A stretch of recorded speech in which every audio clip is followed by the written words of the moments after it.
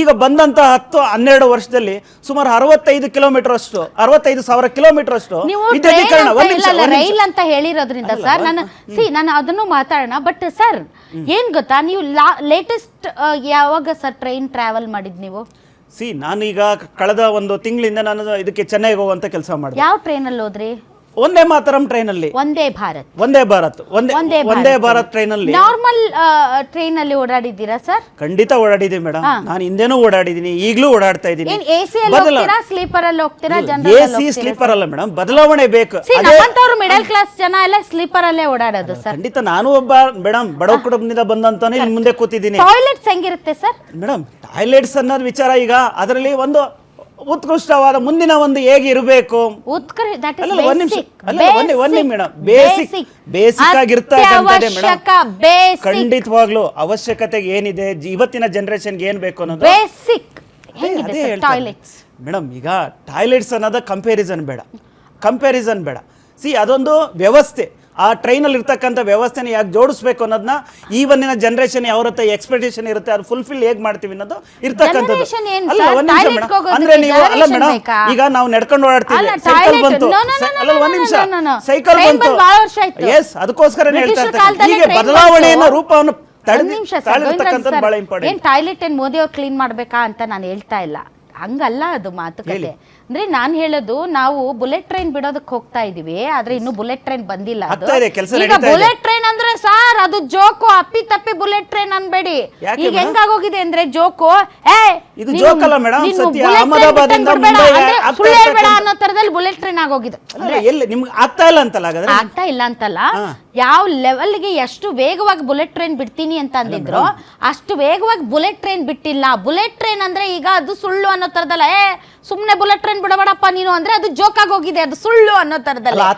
So ಈಗ sir ಈ toilet ಯಾಕೆಂದ್ರೆ ನಾನೊಂದು ಹೆಣ್ಮಗಳಾಗಿ ಹೇಳ್ತೀನಿ ಸರ್, ಇದು ಟಾಯ್ಲೆಟ್ ಅನ್ನೋದು ಕೇವಲ ಸರ್ಕಾರದ್ದು ಮೋದಿಯವ್ರ ಕೆಲಸ ಅಲ್ಲ, ಇದು ಕಾಮನ್ ಆಗಿ ಒಬ್ಬ ನಾಗರಿಕರಾಗಿ ನಾವು ನಡ್ಕೊಳ್ಬೇಕಾದಂತಹ ವಿಚಾರ.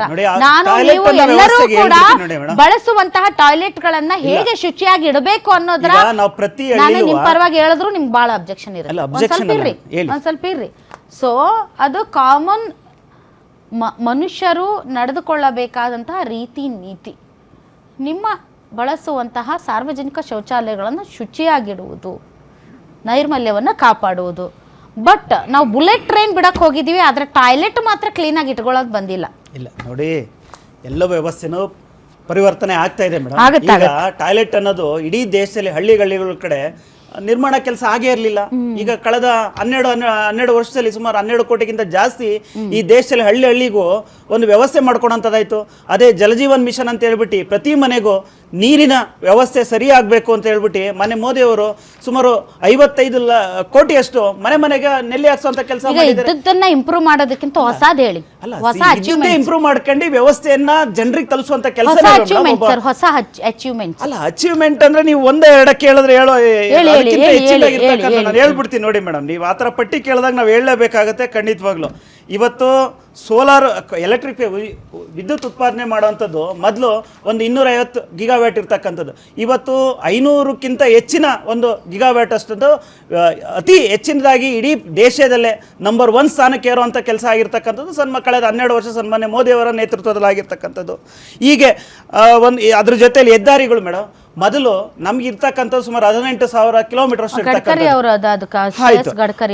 ಡಿಜಿಟಲ್ ಪೇಮೆಂಟ್ ಮಾಡುವಂತ ಕೆಲಸ ಮಾಡಿದ್ದು, ಪೋರ್ಟ್ ಕೆಪಾಸಿಟಿನ ಜಾಸ್ತಿ ಮಾಡುವಂಥದ್ದಾಗಿದ್ದು, ಏರ್ಪೋರ್ಟ್ಸ್ ಇರ್ಬೋದು, ಎಕ್ಸ್ಪ್ರೆಸ್ ವೇ ನೆಟ್ವರ್ಕ್ ಮಾಡಿರ್ತಕ್ಕಂಥದ್ದು. ಮೆಟ್ರೋ ರೈಲು ಮೇಡಮ್ ಮೊದಲು 250 ಕಿಲೋಮೀಟರ್ಗೆ ಅಪ್ ಟು 2014 ವರೆಗಿತ್ತು, ಇವತ್ತು 1000 ಕಿಲೋಮೀಟರ್ ಇಡೀ ದೇಶದಲ್ಲಿ ಮೆಟ್ರೋ ಕನೆಕ್ಷನ್ ಆಗಿರ್ತಕ್ಕಂಥದ್ದು. CNG ಸ್ಟೇಷನ್ ಅಂತ ಹೇಳ್ಬಿಟ್ಟು ಮೊದಲು 738 ಇತ್ತು, ಇವತ್ತು ಹತ್ತತ್ರ 9,000 ಸ್ಟೇಷನ್ ಮಾಡುವಂಥ ಕೆಲಸ ಆಗಿದೆ. ಅದೇ ರೀತಿ ಇವತ್ತು PNG ಕನೆಕ್ಷನ್ ಅದು ಸುಮಾರು 25 ಲಕ್ಷ ಇತ್ತು, ಇವತ್ತು 1.5 ಕೋಟಿಗಿಂತ ಜಾಸ್ತಿ ಆಗಿರ್ತಕ್ಕಂಥದ್ದು. ಮೇಡಮ್ ಎಲ್ಲವೂ ಹೊಸದೇ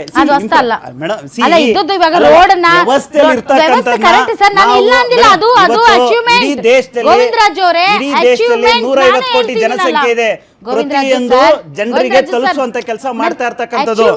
ಹೌದು, ಅಚೀವ್ಮೆಂಟ್. ಸೊ ಹಿಂದಿನ ಸರ್ಕಾರಗಳು ಮಾಡದೇ ಇರುವಂತ ಒಂದು ಹೊಸ ಯೋಜನೆ, ಒಂದು ಹೊಸ ಅಚೀವ್ಮೆಂಟ್. ಅಲ್ಲ ಮೇಡಮ್, ಈ ವ್ಯವಸ್ಥೆನೇ ಅದು ಬಹಳ ಲಿಮಿಟೆಡ್ ಇರ್ತಕ್ಕಂಥದ್ದು. ಅಲ್ಲಿವರೆಗೂ ಕೆಲವೇ ಜನರು ಮಾತ್ರ ಫಲಾನುಭವಿಗಳು ಇರ್ತಕ್ಕಂಥದ್ದು. ಈ ತದನಂತರ ಆಗಿರ್ತಕ್ಕಂಥ ಬೆಳವಣಿಗೆ ಆಲ್ಮೋಸ್ಟ್ ಈಗ ಹೌಸಿಂಗ್ ಸ್ಕೀಮಲ್ಲಿ ಸುಮಾರು 4 ಕೋಟಿಯಷ್ಟು ಇಡೀ ದೇಶದಲ್ಲಿ ಮನೆಗಳು ಕೊಟ್ಟಿರ್ತಕ್ಕಂಥದ್ದು. ಪ್ರತಿಯೊಬ್ಬರಿಗೂ ಸೂರು ಸಿಗಬೇಕು, ನೀರು ಸಿಗಬೇಕು ಅನ್ನೋ ಒಂದು ಕಾನ್ಸೆಪ್ಟ್ನಲ್ಲಿ ಎಲ್ರಿಗೂ ಕೊಡುವಂಥ ಕೆಲಸ ಮೋದಿ ಅವರೇ ಆಗಿರ್ತಕ್ಕಂಥದ್ದು. ಹೇಳಿದ್ದನ್ನ ಪ್ರಾಮಿಸ್ ಮಾಡಿದ್ದನ್ನ ಕೊಟ್ಟಿರುವಂತದ್ದು ಅದು ಹೇಳಿ ಸರ್. ಮೇಡಮ್, ಎಲ್ಲವೂ ಈಗ ಮೋದಿಯವರು ಪ್ರಾಮಿಸ್ ಮಾಡಿದ್ದೇ ಇದು ಕೊಡ್ತಾ ಇರ್ತಕ್ಕಂಥದ್ದು. ಅದಲ್ಲ ಸರ್, 2 ಕೋಟಿ 1 ವರ್ಷಕ್ಕೆ ಉದ್ಯೋಗ ಸೃಷ್ಟಿ. ಈಗ ಉದ್ಯೋಗ ಕೊಡುವಂಥದ್ದು ಈಗ ನಮ್ಮ ಕಪ್ಪು ಹಣವನ್ನ ಸ್ಟಾರ್ಟ್ಅಪ್ ಇರ್ಬೋದು, ಕಪ್ಪು ಹಣವನ್ನ ವಾಪಸ್ ತರುವುದು. ಮೇಡಮ್, ಕಪ್ಪು ಹಣನೇ ಈಗ ಆಗಿರ್ತಕ್ಕಂಥದ್ದೇ. ಈಗ ಏನ್ ಕಪ್ಪು ಹಣ ಇದೆ ಇವತ್ತೆಲ್ಲವೂ ಕೂಡ ಎಲ್ಲವೂ ಅಕೌಂಟಬಿಲಿಟಿ ಬಂದಿರತಕ್ಕಂಥದ್ದು ದೇಶದ ಎಲ್ಲವೂ ಬರ್ತಾ ಇದೆ ಮೇಡಮ್. ಯಾವ ಇಲ್ಲ ಅಂತ ಹೇಗೆ ಹೇಳ್ತಾ ಇದ್ದಾರೆ ಹೇಳಿ? ಯಾವ್ದು ಬರ್ತಾ ಇಲ್ಲ ಅನ್ನೋದು ಹೇಳಿ. ಶ್ರೀಮಂತರಾಗ್ತಿದ್ದಾರೆ, ಬಡವರು ಖಂಡಿತ ಇಲ್ಲ ಮೇಡಮ್, ಎಲ್ರಿಗೂ ಉದ್ಯೋಗ ಸಿಗ್ತಾ ಇದೆ ಇವತ್ತು, ಖಂಡಿತ ಸಿಗ್ತಾ ಇದೆ ಮೇಡಮ್. ಅಲ್ಲಲ್ಲ ನೀವು ಮೇಡಮ್, ನೀವು ಜನರಲ್ ಟ್ಯಾಕ್ಸ್ ಮಾಡ್ತಾ ಇಲ್ಲ. ಹಾಗಾದ್ರೆ ನಮ್ಮ ಮೋದಿ ಅವರೇ ಅಧಿಕೃತವಾಗಿ 12 ಲಕ್ಷ ಉದ್ಯೋಗ ಕೊಡುವಂತ ಕೆಲಸ ಮಾಡಿದ್ದಾರೆ ಮೇಡಮ್. ಕಾಕ್ರೋಚ್ ಜನತಾ ಪಾರ್ಟಿ ಏನ್ ಕಾಕ್ರೋಚ್ ಜನತಾ ಪಾರ್ಟಿ ಅಂದ್ರೆ ಏನ್ ಮೇಡಮ್? ಅದು ಯಾಕೆ ಉದ್ಭವ ಆಗ್ತಾ ಇದಾವೆ? ಯಾಕೆ ಜೆನ್ಸಿಗಳು ಅಪ್ಸೆಟ್ ಆಗಿದ್ದಾರೆ? ಜೆನ್ಸಿಗಳು ಯಾರು ಅಪ್ಸೆಟ್ ಆಗಿಲ್ಲ ಮೇಡಮ್. ಕೆಲವೊಂದು ಯಾರಿದ್ದಾರೆ ಇದ್ರ ವಿರುದ್ಧವಾಗಿ ಏನೋ ಮಾಡ್ಬೇಕು ಅನ್ನೋ ಇಂಟೆನ್ಷನ್ ಮಾಡಿರ್ತಕ್ಕಂಥ ಭಾರಿ ಚಲೋ ಕೆಲಸ ಮಾಡ್ತಾ ಇದ್ದೀರಿ. ಖಂಡಿತ ಚಲೋ ಇಲ್ಲ ಅಂತ ಯಾವ ಜನರೇಷನ್ ಒಬ್ಬ ಯುವಕನು ನಿರುದ್ಯೋಗಿಯಾಗಿ ಜೀವನ ಮಾಡ್ತಾ ಇಲ್ಲ, ಎಲ್ಲರಿಗೂ ಉದ್ಯೋಗ ಕೊಟ್ಟು ಏನ್ ಎಲ್ಲರ ಜೀವನ ಉದ್ಧಾರ ಮಾಡ್ಬಿಟ್ಟಿದ್ದೀರಿ ಅಂತ ನಿಮ್ಮನ್ನ. ಈ ದೇಶದಲ್ಲಿ 150 ಕೋಟಿ ಇರ್ತಕ್ಕಂಥ ಜನಸಂಖ್ಯೆ, ನಾವು ಕಂಪ್ಯಾರಿಸನ್ ಮಾಡಿದಾಗ ನಾವು ಮುಂದುವರೆದ ಭಾಗವಾಗಿ ವೇಗವಾಗಿ ಅಭಿವೃದ್ಧಿ ಹೊಂದುತ್ತಾ ಇದೆಯಾ ಇಲ್ವಾ? ನಿಮ್ಗೆ ಅನ್ಸಿದೆಯಾ ಇಲ್ವಾ?